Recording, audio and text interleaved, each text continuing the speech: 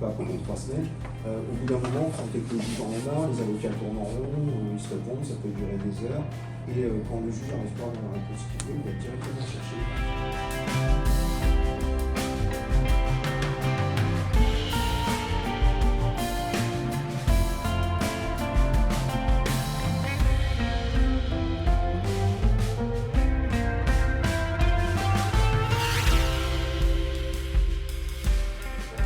Dit Laurent, vous êtes essentiellement après-vente, c'est ça? Oui. Donc, pour ça, j'ai préparé un cours un peu spécial après-vente, parce que, étant dans le métier depuis longtemps, je connais un peu les problèmes qui se posent à l'après-vente. Donc, pour éviter de faire un cours général sur la propulsion, je pense que vous avez déjà pas mal de connaissances. J'ai préféré orienter la journée. Mais je suis ouvert, si vous avez des questions bien particulières, notez-les. On passera un moment à discuter ensemble, chacun à votre tour, des problèmes qui vous préoccupent.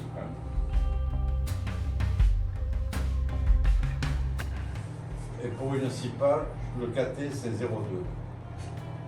Donc ça, c'est pas moi qui le dis, c'est le bassin des Carennes, c'est le professeur Max Auger qui a dirigé le bassin des Carennes de la DGA pendant 10 ans. Donc vous pouvez vous fier de ça là-dessus. Si vous voulez, par exemple, vous avez la puissance, vous pouvez démarrer le calcul avec un rendement, je dirais, acceptable, sachant que si je vais, alors je vous dis de ne pas le faire, mais je vais le faire avec vous. La poussée de l'hélice, elle est égale à la puissance multipliée par le rendement divisé par la vitesse. Donc comme je vous ai dit de ne pas mélanger les pommes avec les poires, on va quand même les mélanger, sauf qu'on va utiliser un coefficient qui multiplie les deux. La poussée, elle est égale à 146,2 que multiplie la puissance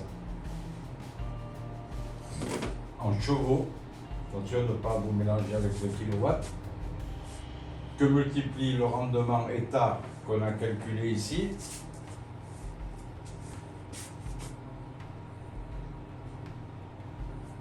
divisé par la vitesse en E.